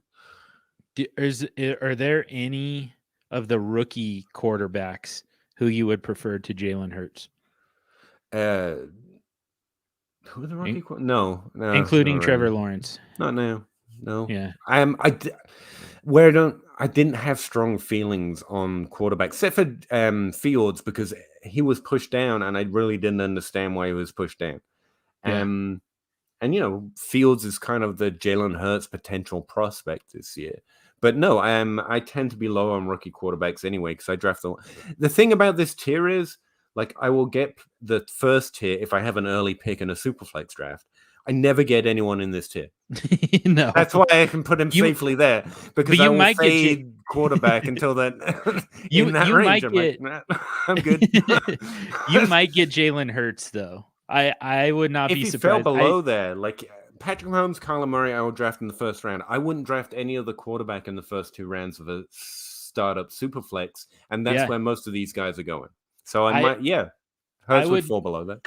I would honestly be shocked. Like, if you were at 103, so you missed on both Mahomes and Kyler Murray, I would be shocked if Jalen Hurts was not there for you at 303. Yeah, I'm not drafting a quarterback in the second round, but if he fell below that, I'd be really excited to get him. Like, yeah, you wouldn't take him in the third pick of the third round? Probably not. I try to overdraft that next stack twice. I'm not saying it's working out well for me, but like if I get Murray and like they're fine. I'll spend first 2-round draft capital on a quarterback for that. But outside of that, I mean, Aaron Rodgers is going to be down lower than this, right? So I get a shot at a top 12 running back or a top 12 wide receiver twice, and then I can draft an Aaron Rodgers. That tends to be broadly how my Superflex drafts, how I plan them out. Whether it works out that way is, depending on how that draft goes. Am I in that draft?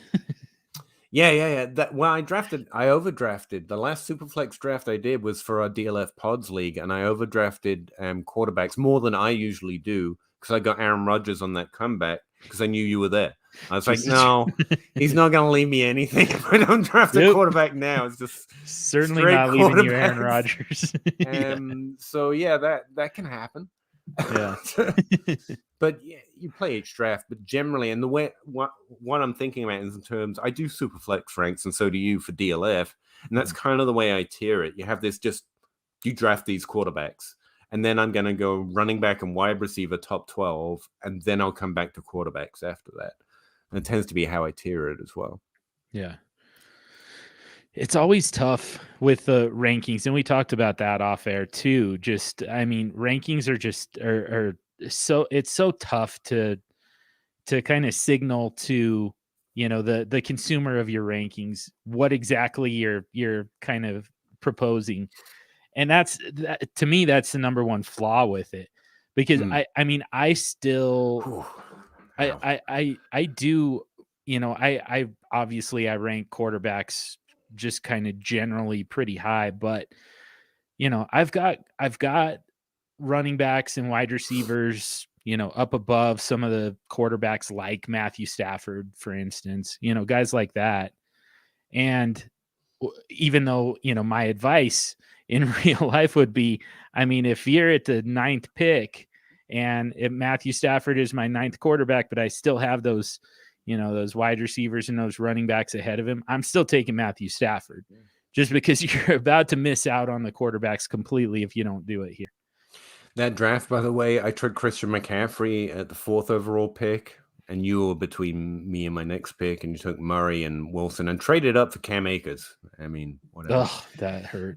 Yeah. But then my draft is Christian McCaffrey, Aaron Rodgers, Michael Thomas. I was not off to a good start. I felt great about it. I felt like really happy about the way that started. But my first 4 picks have been already on the bench. Good luck with that. Good luck with that. My next pick. Did anyone have a good draft there? Tua Tagovailoa was my next pick. So to the you've bench, got, my man. So legitimately, your best player, your top drafted healthy player right now is probably James Robinson, right? Who was my 5th round pick, and after I broke the. Like, that was just before the draft. And so when I broke this draft down, it was after the draft. And that was the pick I called out as a bad pick. I was like, I took James Robinson. And he's the only one out of my top 5 picks who's actually starting for me this week. Now that ended up being your best pick. And we know absolutely nothing. Oh, God, that went rough. I don't know how I think I'm 2-2 in this. And I really tried to go all in for this year, but no one trade with me. This is a league that someone was like, "Nah, I'm just not trading." And I think I'm 2-2. I'm 2-2. You guys suck too. I don't have my first 5 picks. You can't beat me. And you beat more than me 50% of the time. Yeah. I think that you had some of those players when you did it. I probably did. It was week 2. Let's say that I did. Yes, my season sucks. Did they put Ian Thomas on IR? Logan Thomas. Maybe. Oh yeah, Logan Thomas is on IR. Good Lord, he's my tight end. So... Which we talked about, like we just kind of orbited around Terry McLaurin when we were talking about wide receivers. We hit on pretty much every wide receiver in that range except him. Like, he's the one name that didn't come up. And Like, to me, I don't know that I would necessarily even rank DJ Moore ahead of Terry McLaurin at this point, much less have him jump over McLaurin into the top 5. They're different type of players. Totally. That's the thing. I felt I was high on Terry McLaurin, putting him in the top 12 this offseason, and then I found out everyone had him in the top 12. So, I don't know how to feel about that. I would say I like more than Terry McLaurin right now. Just as a player. Both have terrible quarterback situations, but Terry McLaurin doesn't care, and DJ Moore seems to be affected by it. So it's fair to say that Terry McLaurin is better. I just like those yards producers rather than Terry. I don't know. Taylor, what is it about them? It's Terry McLaurin's down the field and DJ Moore's close to the line of scrimmage. I just like those lower A guys sometimes. They just seem like better volume bets, if you know what I mean. Slot players. Yeah.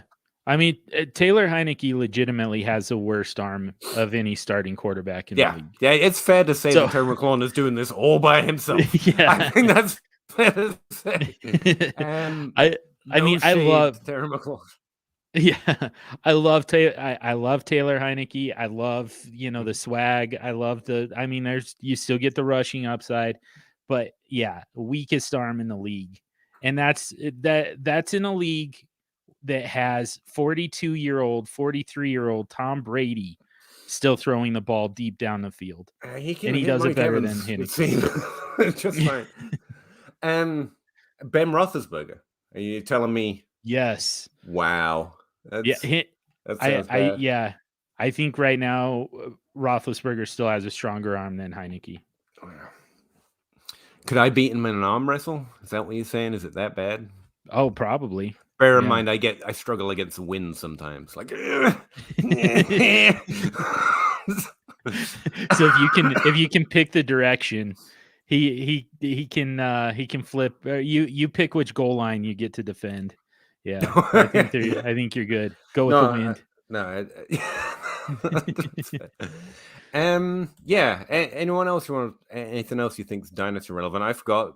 Terry McLaurin is another one in that top 12 conversation that's probably going to get pushed down a little bit by this youthful group of, amazing players with Lamb, Jefferson, and Metcalf at the top. There are just so many good players behind them that are probably are somewhat more likely to produce, are definitely in the same range in terms of volume and outlook, and yet they're going to be ranked lower in Dynasty. Like, it's going to be like everyone's going to want to trade back.